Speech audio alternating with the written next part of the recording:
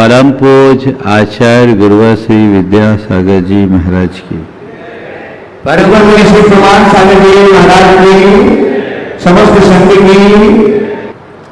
बारिश का समय था, नदी में पूर आया हुआ था।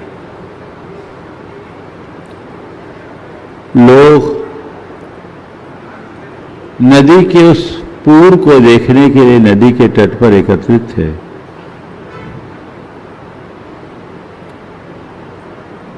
देखा कि इस नदी की धार में बड़े बड़े पेड़ भी उखड़ करके बहे जा रहे।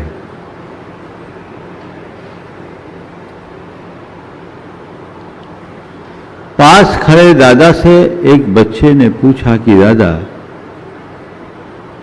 क्या मामला है? नदी के पूर्व में बड़े बड़े पेड़ तो उखड़ गए, लेकिन उसके इर्द गिर्द रहने वाली ये छोटी छोटी लताएं सुरक्षित कैसे? दादा ने जो बात कही वह आज के संदर्भ में बड़ी उपयोगी। दादा ने कहा, बेटा बात केवल इतनी सी है कि ये पेड़ बड़े थे, इन्हें अपने बड़े होने का मान था, ये अकड़े रहे, इसलिए पानी के प्रवाह ने उन्हें उखाड़ दिया। ये बड़े थे, इन्हें बड़े होने का मान था, ये अकड़ गए इसलिए उखड़ गए। लेकिन ये जो लताएं हैं, ये जब पानी का प्रवाह आया, इनने पानी के चरणों में प्रणिपात किया, ये झुक गए, पानी इनके सिर से निकल गया, लेकिन इनका कुछ भी नहीं हुआ। पानी बह जाने के बाद फिर ज्यों के त्यों खड़े। जो अकड़ता है वो उखड़ता है, और जो झुकता है वह टिकता है। आज का सूत्रवाद, अकड़ोगे तो उखड़ जाओगे और झुकोगे तो टिक पाओगे। आज के संदर्भ में 4 बातें: झुको, मिलो, सुनो, सहो। झुको, मिलो, सुनो, सहो। झुकना सीखो, नम्रता को अपने जीवन का आदर्श बनाओ। अहंकारी की सबसे बड़ी विशेषता होती है कि वो टूट जाने को तैयार होता है पर झुकना नहीं चाहता है। वो दुखी होने को राजी है पर झुकने को तैयार नहीं। संत कहते हैं, जीवन मिला है, इस जीवन में सब कुछ सामान्य नहीं चलता।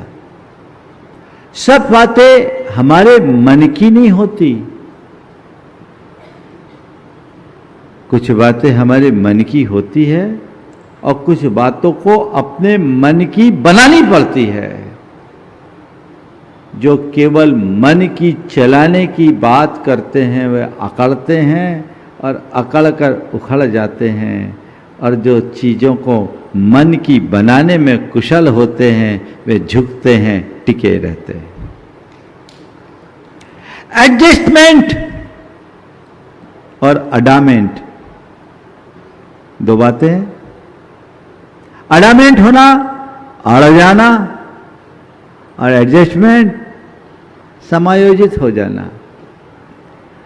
अड़ोगे, लड़ोगे, और समाहित होगे, समा जाओगे।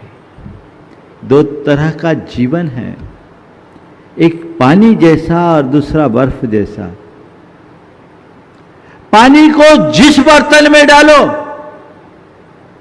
पानी उसमें समाहित हो जाता है, लेकिन बर्फ को तो कूचना पड़ता है, तब कहीं जाकर वो कहीं एडजस्ट हो पाता है। संत कहते हैं, पानी बन जाओ, सब में जगह पाओगे, सब में स्थान मिल जाएगा। बर्फ जैसा जीवन क्यों अपना रहे हो? क्योंकि बर्फ को अंततः कुछ ना ही पड़ता है। जीवन में झुकना सीखना चाहिए, कुछ मेरी कुछ सामने वाले की। सब कुछ मेरी नहीं हो सकती, मन की मेरी हो तो सामने वाला भी तो चाहता है कि मेरी भी मन की हो। तो चल कुछ मेरी कुछ तेरी, कुछ मैं झुकूं कुछ तू झुके। झुक झुक कर काम करो। और एक बात ये ध्यान रखना, झुकने वाला झुका सकता है, अकड़ने वाला तो किसी को झुका नहीं पाता, खुद उखड़ता है। एक गुणी व्यक्ति की सबसे बड़ी विशेषता है विनम्रता। कहते हैं पेड़ जितना फलदार होता उसकी शाखाएं उतनी झुकी होती। किसी ने बहुत सार्थक पंक्तियां लिखी, अकड़ खास मुर्दे की पहचान है। मुर्दा अकड़ जाता है, अकड़ खास मुर्दे की पहचान है, झुकता वही है जिसमें जान है। जिसमें जान है वही झुकेगा। झुकने में जीवंतता है, अकड़ने में मुर्दानगी। अपने जीवन को जीवंत चाहते हो तो आज मार दो। धर्म को व्यवहारिक रूप में आत्मसात करना है तो बस मुझे अकड़ना नहीं है, मुझे अड़ना नहीं है, मुझे झुकना है, मुझे एडजस्ट करना है। ये आप अपना सकते हो। अब तो थोड़ी थोड़ी बातों में जब ईगो हावी होता, मैं क्यों झुकूं, मैं क्यों झुकूं। पति पत्नी में किसी बात को लेकर अनबन हो गई, और आप लोगों का होता क्या है, पहले बकझक होती है, फिर बाद में मौन हो जाता है। अब अनबन ऐसी हुई कि दोनों ने एक दूसरे के आगे मौन साध लिया। अब मौन साध लिया, पर दोनों का काम तो एक दूसरे के बिना चलना नहीं। अब है क्या, एक छत के नीचे एक का मुंह इधर एक का मुंह इधर, दोनों एक दूसरे से बोलना ही ना चाहे। दोनों को लग रहा है मामला गड़बड़ है, पर दोनों के मन में मैं क्यों झुकूं। पति सोचता मैं क्यों झुकूं, पत्नी सोचती मैं क्यों झुकूं। चाह दोनों ने, झुकना कोई नहीं चाह रहा है। दोनों एक दूसरे के साथ ऐसे ही। उनका एक 3 साल का बच्चा था, 3 साल का बच्चा था। वो एक दिन उन दोनों के साथ प्रवचन सुनने गया था, और प्रवचन में एक गीत सुनाया गया। उसका बोल था, रुक मत प्राणी झुक जा जीवन सुखी बन जाएगा। रुक मत प्राणी झुक जा जल्दी जीवन सुखी बन जाएगा। अब वो बच्चे को वही मुखड़ा याद था, बार बार दोहरा था, रुक मत प्राणी झुक जा वंदे जीवन सफल बन जाएगा। वो बार बार दोहराए तो उसकी मां कहे उधर सुना। वो अपने बाप की तरफ मुंह करके बोले, वो कहे उधर सुना। अब क्या है, कभी इधर बोले कभी इधर बोले, कभी इधर बोले कभी उधर बोले। तो उसने क्या किया, बीच में बैठ गया। बोले मैं किधर जाऊं, ना इधर जा सकता ना उधर जा सकता हूं। एक जगह बैठ गया तो कभी माँ की तरफ मुंह करे कभी बाप की तरफ मुंह करे, और दोनों एक दूसरे को देख करके हंसे। और इसी हंसी हंसी में उनके अंदर का ईगो पिघला, और दोनों ने तय किया, दोनों एक साथ आ गया है कि चलो हम दोनों गलती कर लिए, क्षमा मांगते हैं, सॉरी। दोनों एक दूसरे के आगे झुक गए, परिवार टिक गया। और दोनों झुकने को तैयार नहीं होते तो गड़बड़ हो जाता होता।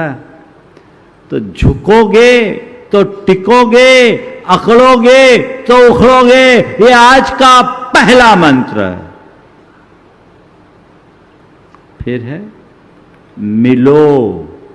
दूसरी बात, क्योंकि आज समय कम है, मुझे पूरी बात करनी, सूत्रों में ही बात करूंगा, और आप लोग ज़्यादा समझदार हैं, सार को जल्दी पकड़ते हो, विस्तार की जरूरत नहीं है। मिलो, मिलो मतलब मिलनसारता अपनाओ। मिलनसार कुछ लोग होते हैं जो अपनी अलग दुनिया में जीते हैं, किसी से घुलते मिलते नहीं, आपकी भाषा में बड़ा रिजर्व रहते हैं। व्यक्ति का रिजर्व रहना बुरा नहीं है, लेकिन अपने आप को अतिरिक्त मानना अच्छी बात नहीं। तुम देखो तुम्हारा स्वभाव क्या है, तुम कैसे हो। एक अभिमानी और एक विनम्र व्यक्ति की क्या पहचान। अभिमानी अपने आप में एक अलग प्रकार के भ्रम में जीता है, उसका अपना गुमान होता है। विनम्र वो होता है जो अपने साथ औरों का ख्याल रखता है। अभिमानी अपने आप को बड़ा मानता है, विनम्र औरों के बड़प्पन का ख्याल रखता है। तुम अपने आप को देखो, तुम अपने आप को यदि बड़ा मान रहे हो तो अभी तुम्हारे भीतर मार्दव धर्म का सद्भाव नहीं है, अभी अभिमान में जी रहे हो, पतन निश्चित है। और तुम अगर औरों के बड़प्पन का ख्याल रख रहे हो तो मान कर चलना, औरों के बड़प्पन का ख्याल है, यानी तुम में सच्चे अर्थों में बड़प्पन आ गया है। बड़ा आदमी कौन? आपसे कहूं कि ये बड़ा आदमी है तो आपकी आंखों में कैसे आदमी की छवि उभरेगी? जिसके पास बड़ा मकान हो, बड़ी गाड़ी हो, बड़े ठाट बात हो, वो बड़ा आदमी है ना। दुनिया तो उसी को बड़ा, बहुत बड़ा आदमी है ना। बड़ा आदमी वो नहीं जिसे लोग, जिसके बड़े ठाठ हो। बड़ा आदमी वह नहीं जिसके बड़े ठाठ हो। बड़ा आदमी तो वो है जिसके पास आने वाला कोई अपने आप को छोटा महसूस न करे। बड़ा आदमी वह है जिसके पास आने वाला अपने आप को छोटा महसूस न करे। ये कब होगा? जब तुम्हारे अंदर मिलनसारिता होगी। तुम व्यक्ति को उसके बाहरी स्टेटस की जगह उसके आंतरिक गुणों से मान दोगे। हर व्यक्ति में कुछ ना कुछ गुण है, उस बड़प्पन को दिखाओ।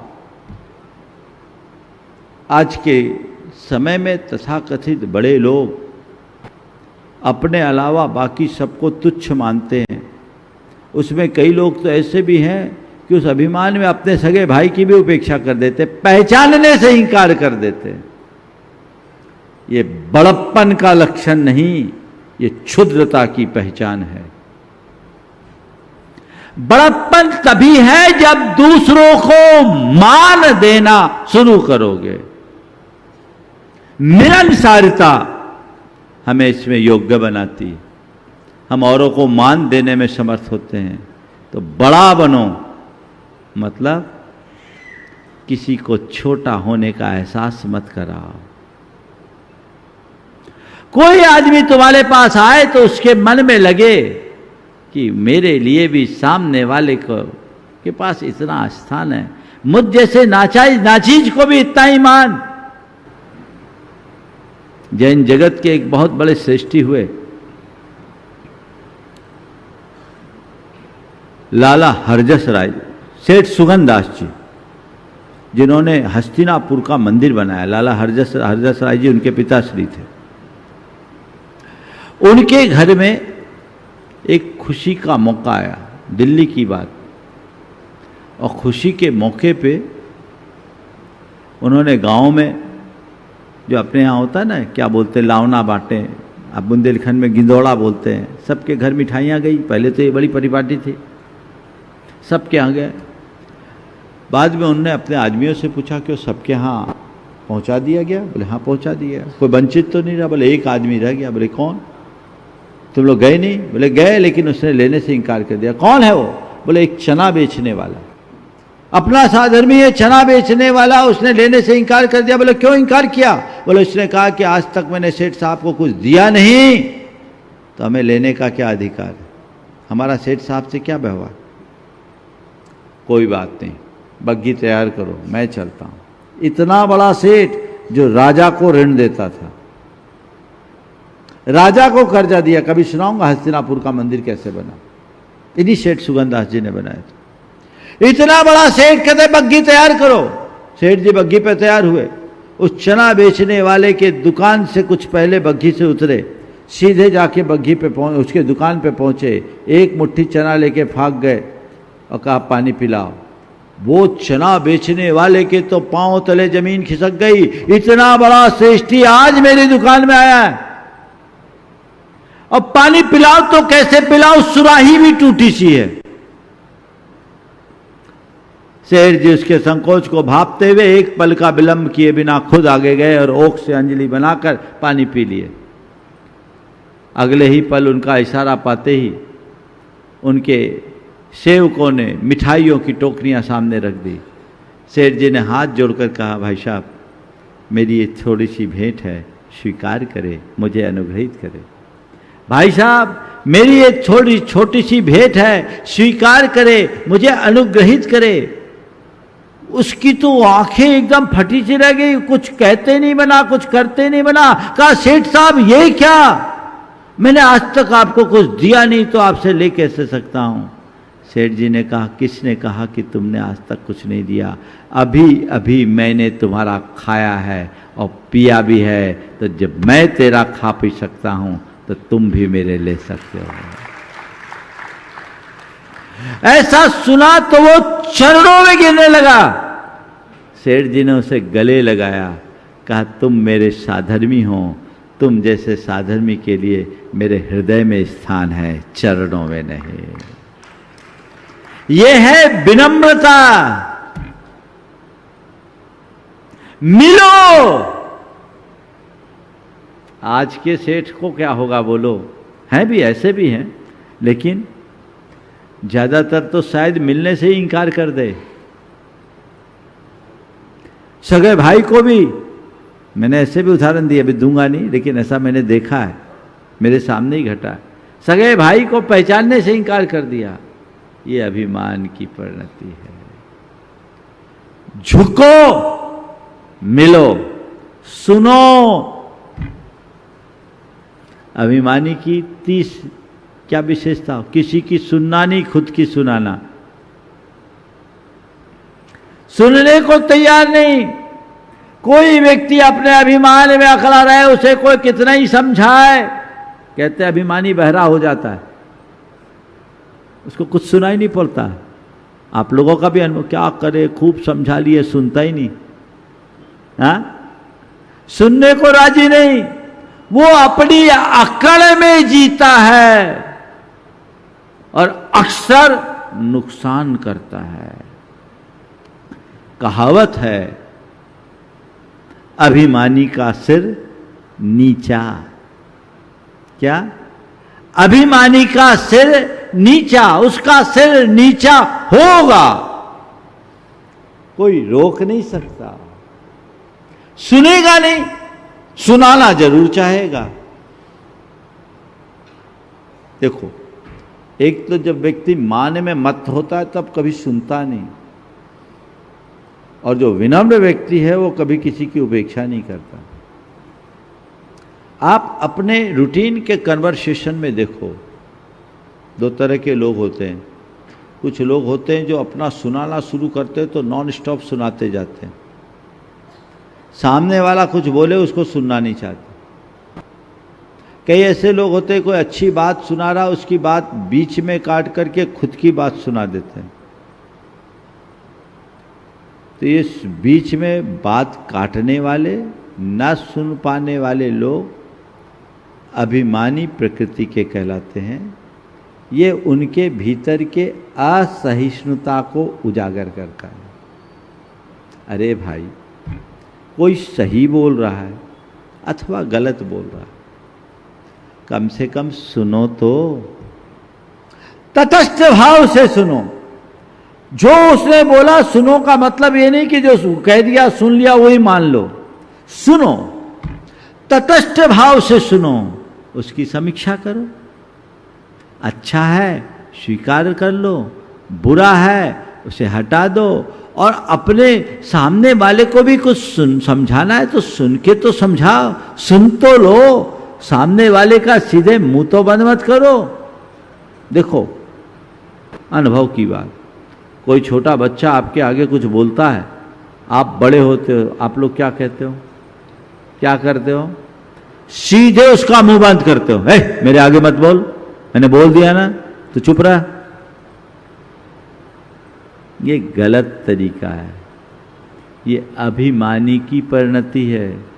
और आजकल पेरेंटिंग के संदर्भ में अपना मार्गदर्शन देने वाले लोग कहते हैं कभी किसी का मुंह बंद मत करो, उसे कन्विंस करने की कोशिश करो। चुप करने की जगह उसके अंदर समझ विकसित करो। अगर आप अभिमानी होगे तो सामने वाले का मुंह बंद करोगे, और आप में विनम्रता होगी तो सामने वाले का मन शांत करोगे।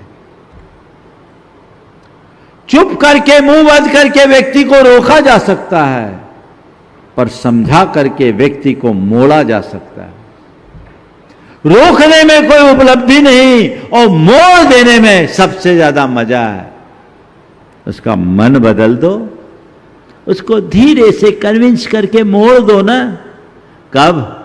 जब तुम सुन पाओगे, तुम में सबूरी रहेगी।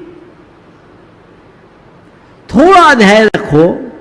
आप लोग बोलते हैं ना, सब्र करो, शब्द करो। क्या शब्द करो? अपने आप को उसके लिए राजी रखो। और एक बात और ध्यान रखो, तुम औरों की सुनोगे तो लोग तुम्हारी सुनेंगे।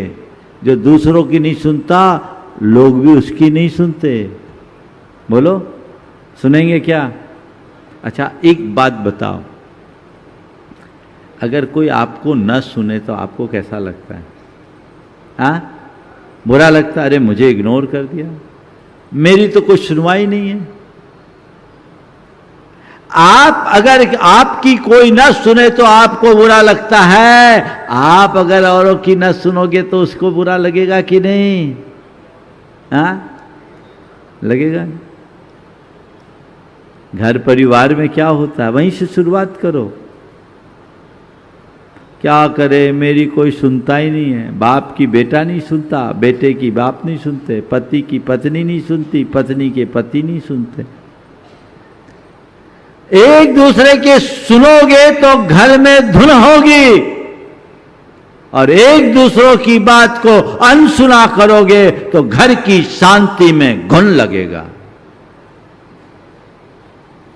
क्या चाहते हो, घर में धुन या घुन? क्या चाहते हो? घुन ना, धुन तो नहीं। अगर घुन चाहते तो सुन, एक दूसरे को सुनो, सुनना पसंद करो। एक दूसरे की बात को जो सुनने में समर्थ हो जाते हैं, उनके जीवन में नई धुन प्रकट होती है। सुनिए, सुनना भी एक कला है, और विनम्र होने की पहचान। जगा सकते हैं अपने भीतर, विचार किया जा सकता है। अपने अंदर ऐसा बदलाव अपेक्षित है। अरे मैं क्यों सुनूं उनकी, वो मुझे क्या सुनाएगा, क्या मुझे आता नहीं? ये अज्ञान है, अहंकार है। एक छोटा सा बच्चा भी बहुत बड़ी सीख दे सकता है। एक छोटा सा बच्चा भी, उसकी भी आदमी सुनो। किसी को इग्नोर मत करो, और खुद को कभी उपेक्षित महसूस मत करो। अभिमानी औरों की उपेक्षा करता है और खुद को उपेक्षित महसूस करता है, औरों को अपमान करता है, खुद को छोटी छोटी बातों में अपमानित महसूस करता है। उसमें अधीरता होती है, व्यग्रता होती है, और उस अधीरता, व्यग्रता और असहनशीलता के कारण वो अंदर से परेशान रहता है। सुनने की कला विकसित करो, इससे तुम्हारे अंदर धैर्य, समझ, सहिष्णुता और शांति विकसित होगी। तो तीसरी बात है सुनो। चौथी बात है सहो। क्या करो? सहो। अभिमानी में घोर असहनशीलता होती है, कुछ भी बात बर्दाश्त नहीं होती, तुरंत रिएक्ट करता है। उसने मेरे साथ ऐसा कह दिया, उसकी ये औकात, मेरे आगे उसकी औकात क्या है, उसने मुझे समझ क्या लिया है, अभी मैं उसे मजा चखाऊंगा, देखता हूं। ये कौन बोल रहा है? ये अंदर से कौन बोल रहा है? थोड़ा जोर से बोलो। कितने समझदार हैं आप लोग। इस अभिमान की सुन लेते हो, पर इसके भीतर जो बैठा है ना, उसकी सुन लो तो ये प्रकट ही नहीं होगा। ये अज्ञान है। दिशा और दृष्टि को मोड़ने की आवश्यकता है। सहन करो। जितना सहन करोगे उतना समर्थ बनोगे। जीवन सुंदर बनेगा।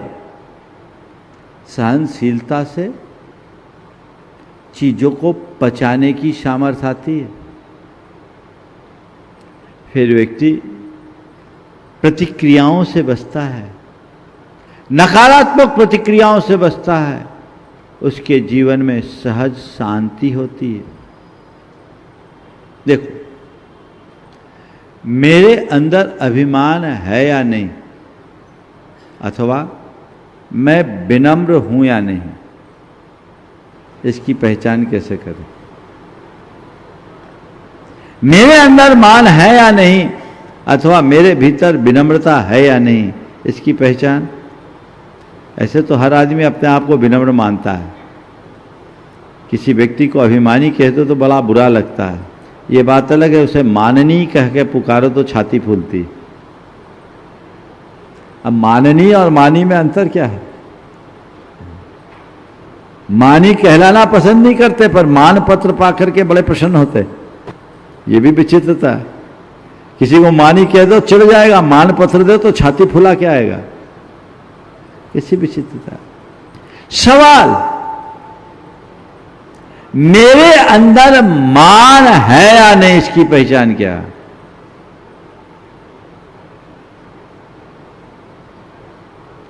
कोई मुझे अपमानित करे, अपमानजनक शब्द कहे, और मैं अपने आप को अपमानित महसूस न करूं, समझ लेना मैं विनम्र हूं, मेरे अंदर कोई मान नहीं। ध्यान रखने की बात है, अपने ऊपर अभिमान करना तो मान है ही, खुद को अपमानित महसूस करना भी अभिमान है। गहराई की बात कह रहा हूं। मान करना तो मान है ही, खुद को अपमानित महसूस करना भी अभिमान है। अपने आप को अपमानित महसूस करोगे। क्यों अपमानित महसूस किया? क्यों? मैंने अपने आप को कुछ मान रखा था ना, मेरी इमेज खराब कर दी, मुझ पर आक्षेप लगा दिया, मुझ पर आरोप लगा दिया, मुझे बदनाम कर दिया। किस पर आक्षेप, किस पर आरोप, किसको बदनाम, किसकी इमेज?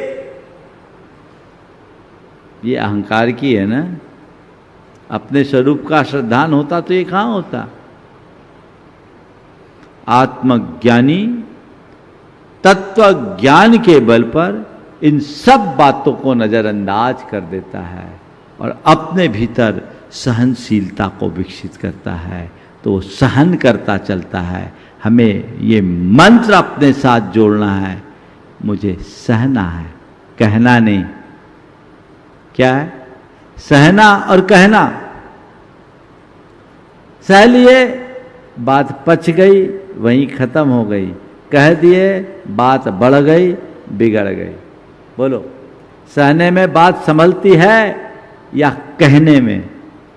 हाँ, अपन करते क्या है? महाराज सहते नहीं, कहते हैं, और उसी कहने के चक्कर में सारा मामला बिगड़ जाता है। गुरुदेव ने एक बहुत अच्छा हाइकू लिखा, कहो न सहो, कहो न सहो, सही परीक्षा यही, आपे में रहो। कहो न सहो, सही परीक्षा यही, आपे में रहो, अपने में रहो। सहो, जितना सहोगे उतना समर्थ बनोगे। समय होने वाला है। 4 बातें जो मैंने कहा, झुको, मिलो, सुनो, सहो, आज का ये मंत्र है।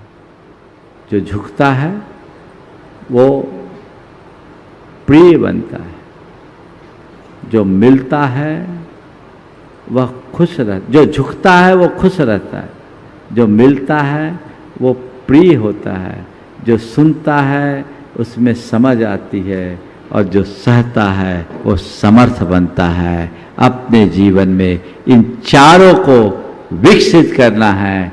तो पुनः कह रहा हूं, झुको, मिलो, सुनो और सहो। बस ये 4 छोटे छोटे शब्द हैं, और मैं इस बार ऐसा ही सोच रहा हूं, आपको बड़ी बड़ी बातें नहीं कहूँगा, रोज 4 शब्द ही आपसे कहूँगा, और मेरी ये 4 बातें आप आत्मसात करोगे, निश्चित जीवन में 4 चांद लगेंगे।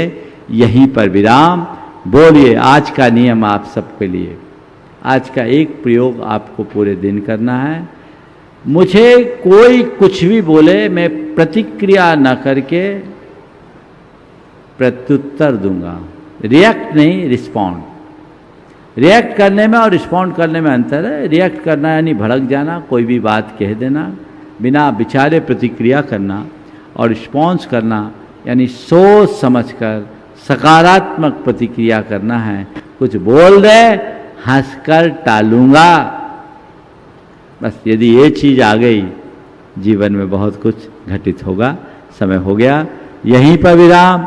बोलिए परम पूज आचार्य गुरुवर श्री विद्यासागर जी महाराज की जय। बोलो देवादिदेव 1008 श्री भगवान महावीर स्वामी की जय जय जय। अहिंसा परमो धर्म की जय जय जय। परम पूज आचार्य गुरुवर श्री विद्यासागर जी महाराज जय जय जय।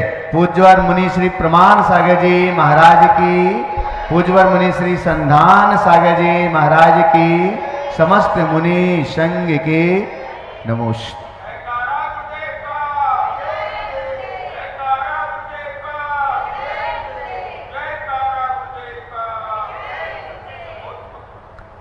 उपजाऊ भूमि में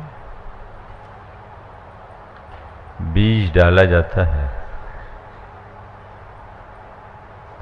और ठीक रीति से खाद पानी दिया जाता है। समय समय पर उसके इर्द गिर्द उग आए खरपतवारों की निदाई गुड़ाई करके उन्हें अलग किया जाता है। तो एक नन्हा सा बीज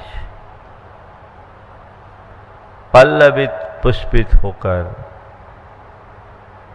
वृक्ष का रूप धारण करता है, और एक बीज हजारों बीज का जन्मदाता बन जाता है।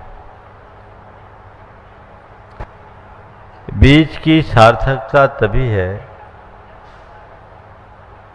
जब वह वृक्ष के रूप में विकसित होकर फूल और फलवान बनकर अनेक अनेक बीजों को उत्पन्न करे। वहीं यदि उस बीज को किसी चट्टान पर रख दिया जाए तो वह हवा पानी में सड़ गल कर नष्ट भ्रष्ट हो जाता है। बीज मिट्टी में सिमट करके भी मिटता है और चट्टानों में सड़ करके भी मरता है, लेकिन बीज का भूमि में मिट्टी में सिमट कर मिटना अपने क्षुद्र अस्तित्व को विराट स्वरूप प्रदान करना है और चट्टानों में पड़कर सड़ जाना अपने अस्तित्व को ही मिटा देना है।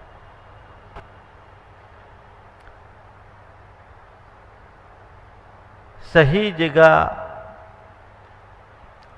बीज का आरोपण और न केवल आरोपण अपितु समय समय पर उसका खाद पानी से सिंचन और उसकी साज संभाल ही बीज के विकास का आधार है और बीज के वृक्ष के रूप में विकसित हो जाना ही बीज की सार्थकता है। हमारे जीवन की सार्थकता भी जीवन मूल्यों की प्रतिष्ठा में है। हमने कितना भी बड़ा सुदीर्घ जीवन प्राप्त क्यों न किया हो, जीवन मूल्यों की प्रतिष्ठा के अभाव में हमारा जीवन अर्थहीन है। तो जीवन के इस बीज में जीवन मूल्यों की प्रतिष्ठा तभी हो सकती है जब हम उसमें समय समय पर उत्तम संस्कारों की खाद पानी देते रहे। ये बात बहुत अच्छे से स्पष्ट है। एक बीज भी जैसी मिट्टी में पड़ता है और उसमें जिस तरह के खाद पानी का सिंचन होता है उसमें वैसी तासीर आ जाती है। मनुष्य भी जैसे संस्कारों और परिवेश में पलता है उसका जीवन वैसा बन जाता है। मैं जयपुर में था, सांगानेर क्षेत्र में विहार हो रहा था। रास्ते में देखा वहां गेहूं की लहलहाती फसल दिखी, अन्य क्षेत्रों की अपेक्षा बहुत उत्तम। मेरी सहज दृष्टि पड़ी, मैंने कहा इधर की मिट्टी बड़ी उपजाऊ प्रतीत हो रही, यहाँ सिंचाई के साधन अच्छे दिख रहे होंगे। तभी एक व्यक्ति ने कहा कि महाराज ये फसल लहलहा तो रही है पर अच्छी नहीं है। बोले क्यों? बोले महाराज जी इस सारे गेहूं में बदबू आती। बोले क्यों? बदबू क्यों आती? बोले ये नाला जो बह रहा है ना, सांगानेर में कपड़ों का प्रोसेस होता है, उसका पूरा वेस्ट उस नाले में बहता है और उसी से उसको सींचा जाता है।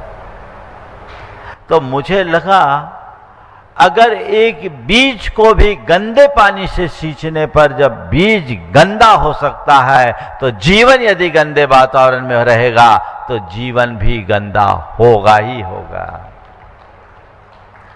बीज विकसित तो हुआ, पुष्ट भी हुआ, लेकिन उसका स्वाद विकृत हो गया।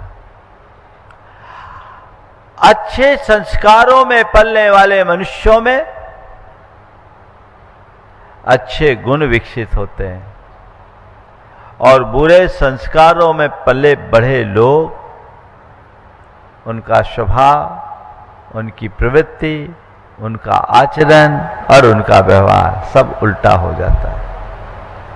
बहुत कम परिवार ऐसे मिलेंगे जहां सामूहिक रूप से मंगल भावना होती हो। शुरुआत कीजिए, बदलाव तो यहीं से होता है।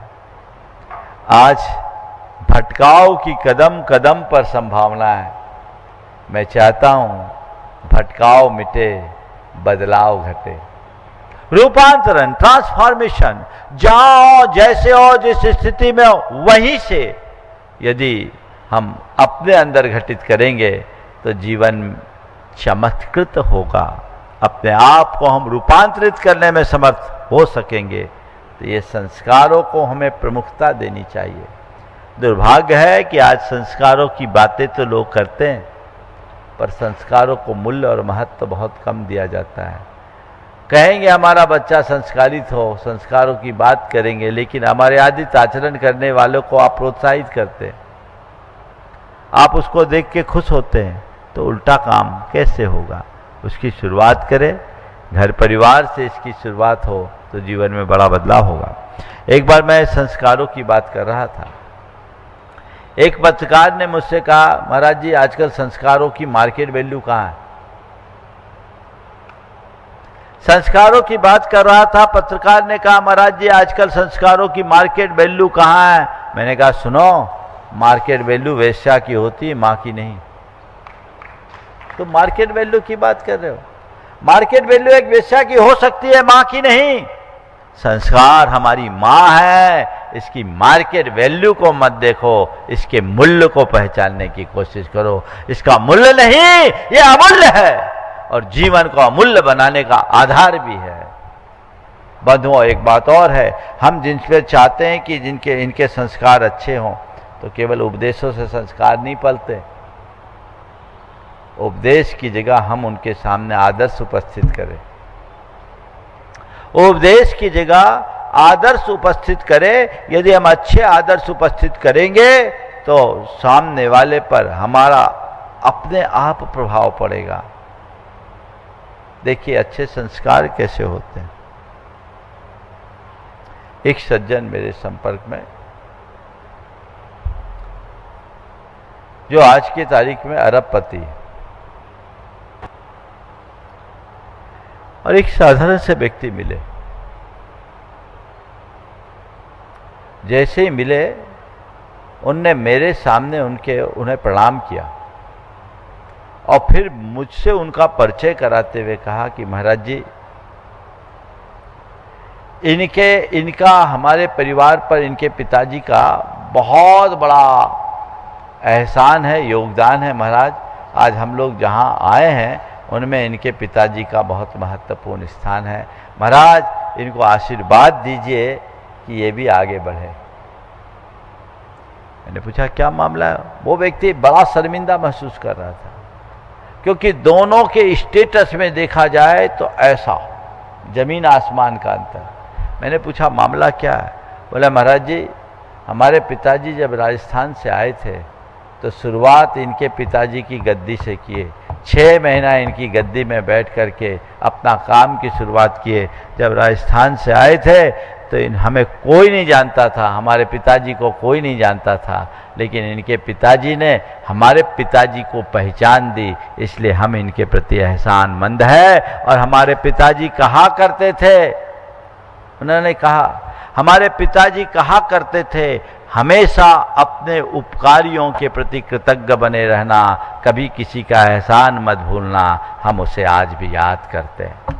और नाम लेने के लिए उन्होंने मना किया, इसलिए मैं नाम नहीं लेता, लेकिन आप सब समझो बहुत निकट के व्यक्ति हैं। और वो जब भी कोई बात करते तो हमारे पिताजी ऐसा कहा करते थे, हमारे पिताजी ऐसा कहा करते। ये संस्कार आज भी बहुत सारे लोगों में हैं जो अपने माता पिता की बातों को याद रखते हैं, और वो सौभाग्य केवल उनको मिलता है जिनके माँ बाप ने अपनी संतान को समय दिया। आज तो माँ बाप के ही पास समय नहीं है, और जब संतान के लिए समय नहीं तो संतान में संस्कार कैसे आएंगे? ये बदलाव घटित होना चाहिए और जीवन को बेहतर बनाने का प्रयत्न करना चाहिए। बंधुओं, फील टू हील भावना योग का विज्ञान, मैं समझता हूँ इसमें समग्र जीवन का विज्ञान है। यदि आप इसे ठीक तरीके से पढ़े समझे और अपने जीवन में उतारने का थोड़ा भी प्रयत्न करते हैं तो बहुत व्यापक बदलाव घटित हो सकता है, एक बड़ा परिवर्तन जीवन में आ सकता है। हम अपने जीवन में वैसा परिवर्तन घटित करने का प्रयत्न करें। इसी भाव के साथ छोटा सा भावना योग और समापन।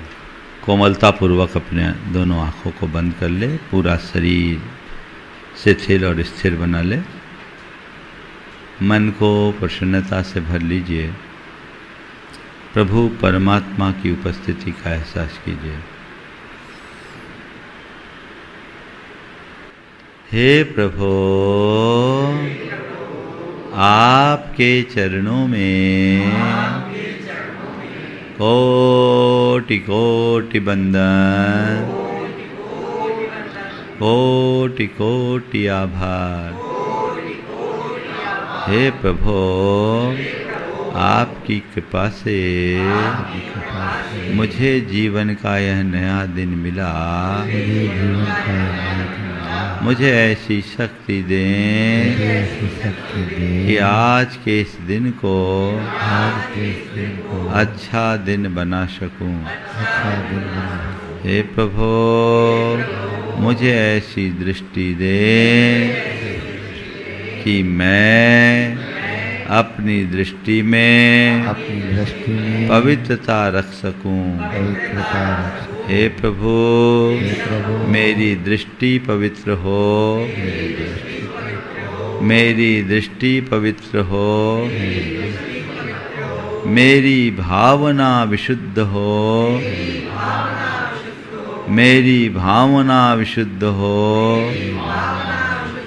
मैं मन से शुद्ध रहूं, मैं मन से शुद्ध रहूं, मेरी वाणी विशुद्ध रहे, मेरी वाणी विशुद्ध रहे, मेरी वाणी विशुद्ध रहे, मेरी वाणी विशुद्ध रहे, और मेरा व्यवहार निर्मल हो, और मेरा व्यवहार निर्मल हो। हे प्रभु, मैं मन, वाणी और व्यवहार के स्तर पर पवित्र रहना चाहता हूँ। हे प्रभु, मुझ में पवित्रता का संचार करो, मुझ में पवित्रता का संचार करो। हे प्रभु, बीते दिन में मेरे द्वारा मन से, वचनों से और शरीर से जो भी अपवित्र कार्य किया गया हो, उसका मुझे घोर पश्चाताप है। मैं उसकी निंदा करता हूँ और उनका परित्याग करता हूँ। हे प्रभु, बीते दिन में मैंने न जाने कितनी बार मन में गंदे विचार भरे, वचनों से अपशब्द कहे, गंदे दृश्यों को देखा, गलत लोगों की संगति की, गलत आचरण किया, इसका मुझे घोर पश्चाताप है। मैं उसकी निंदा करता हूँ और उनका परित्याग करता हूँ। हे प्रभु, मेरा वह सब अपवित्र कार्य मिथ्या होवे, मेरा वह सब अपवित्र कार्य मिथ्या होवे। मैं सबसे क्षमा मांगता हूँ, सभी को क्षमा करता हूँ। हे प्रभु, मेरा मन पवित्र है, सभी मेरे मित्र हैं, सभी मेरे मित्र हैं। मेरा मन पवित्र है, सभी मेरे मित्र हैं। मेरा मन पवित्र है। हे प्रभु आज मुझे पवित्र रहना है, मैं पवित्रता के साथ जीऊँगा। मुझे पवित्र रहना है, मुझे पवित्र रहना है, मुझे संयम रखना है, मुझे संयम रखना है, मुझे संयम रखना है, मुझे संयम रखना है, मुझे शांत रहना है, मुझे शांत रहना है, मुझे शांत रहना है, मुझे शांत रहना है, मुझे शांत रहना है, मुझे शांत रहना है, मुझे शांत रहना है, मुझे शांत रहना है, मुझे सकारात्मक रहना है, मुझे सकारात्मक रहना है, मुझे सकारात्मक रहना है, मुझे सकारात्मक रहना है।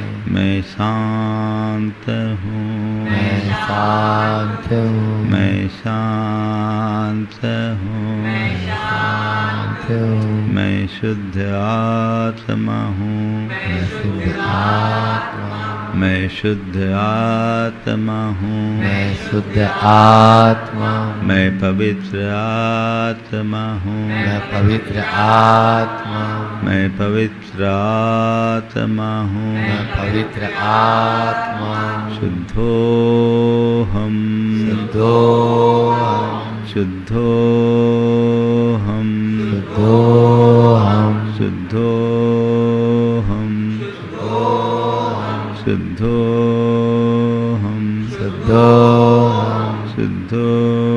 हम, शुद्धो हम, शुद्धो हम, शुद्धो हम, शुद्धो हम, शुद्धो हम, पवित्रो हम, पवित्रो हम, पवित्रो हम, पवित्रो हम, पवित्रो हम, सोहम, सोहम, सोहम, सोहम, सोहम, सोहम, सोहम, सोहम, सोहम, सोहम, सोहम, सोहम, सोहम, सोहम, सोहम। सोहम। सहज शांत बैठे। मेरे भीतर शुद्ध ज्ञान में, चैतन्य में, परम पवित्र जो परमात्मा है वही मैं हूँ, वही चैतन्य मैं हूँ, वही आत्मा मैं हूँ, शुद्ध विशुद्ध परम पवित्र। महसूस करें मेरे भीतर एक दिव्य प्रकाश प्रकट हुआ है। अंदर की सारी अपवित्रता जल करके भस्म हो रही है। अपवित्रता जल रही है और उससे पवित्रता का प्रकाश फैल रहा है। अंदर के सारे दोष, दुर्बलता, दुर्गुण, जितने भी प्रकार की अपवित्रताएं हैं वे सभी दूर हो रही। सब अपवित्रता दूर हो रही है। महसूस करें अपने भीतर प्रवेश करती ऊर्जा के इस प्रवाह को देख।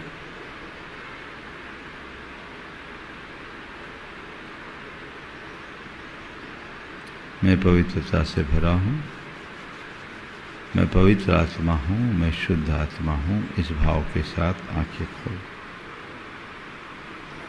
मंगल भावना एक साथ। मंगल मंगल होय जगत में सब मंगल में होय।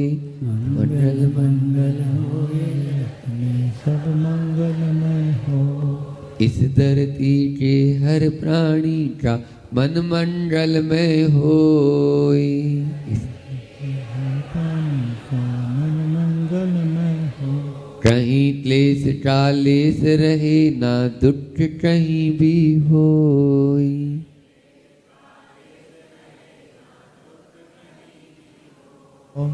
मन में चिंता भय न सतावे, रोग शोक नहीं होय।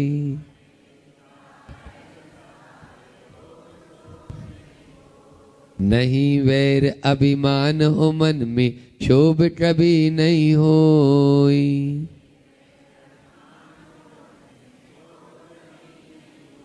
मैत्री प्रेम का भाव रहे नित मन मंगल में होय। मैत्री प्रेम का भाव रहे नित मन मंगल में होय। मंगल मंगल होय जगत में सब मंगल में होय। मंगल मंगल होय जगत में सब मंगल में होय। इस धरती के हर प्राणी का मन मंगल में होय। इस धरती के हर प्राणी का मन मंगल में होय। मन का सब संताप मिटे अरु अंतर उज्ज्वल होय। मन का सब संताप मिटे और अंतर उज्ज्वल हो। राग द्वेष और मोह मिट जाए आत्म निर्मल होय। राग देश और मोह मिट जाए आत्म निर्मल होय। प्रभु का मंगल गान करे सब पापों का क्षय होय। प्रभु का मंगल गान करे सब पापों का क्षय होय। इस जग के हर प्राणी का हर दिन मंगलमय होय। इस जग के हर प्राणी का हर दिन मंगल में हो। मंगल मंगल होय जगत में सब मंगलमय होय। मंगल मंगल होय जगत में सब मंगल में हो। इस धरती के हर प्राणी का मन मंगलमय होय। इस धरती के हर प्राणी का मन मंगल में होय। गुरु हो मंगल प्रभु हो मंगल धर्म सुमंगल होय। गुरु मंगल धर्म सुमंगल हो। मात पिता का जीवन मंगल परिजन मंगल होय। माता पिता का जीवन मंगल परिजन मंगल हो। जन का मंगल गण का मंगल मन का मंगल होय। जन का मंगल गण का मंगल मन का मंगल हो। राजा प्रजा सभी का मंगल धरा धर्म में होय। राजा प्रजा सभी का मंगल धरा धर्म में हो। मंगल मंगल होय जगत में सब मंगलमय होय। मंगल मंगल होय जगत में सब मंगल में हो। इस धरती के हर प्राणी का मन मंगलमय होय। इस धरती के हर प्राणी का मन मंगल में होय। मंगलमय हो प्रात हमारा रात सुमंगल होय।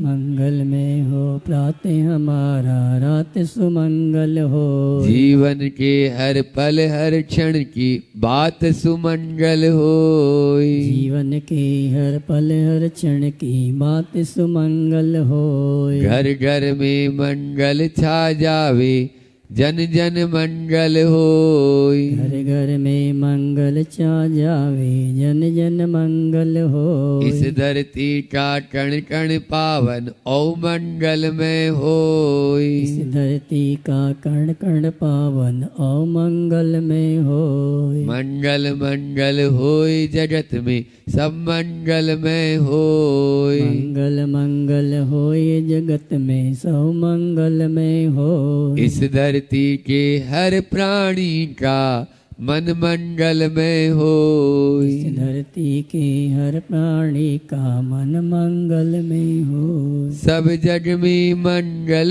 बड़े सब जग में मंगल बड़े। टले अमंगल भाव टले अमंगल भाव। है प्रमाण की भावना हे प्रमाण की भावना। सब में हो सद्भाव। सब में हो सद्भाव। बोले परम पूज्य मुनि श्री 108 प्रमाण सागर जी महाराज की।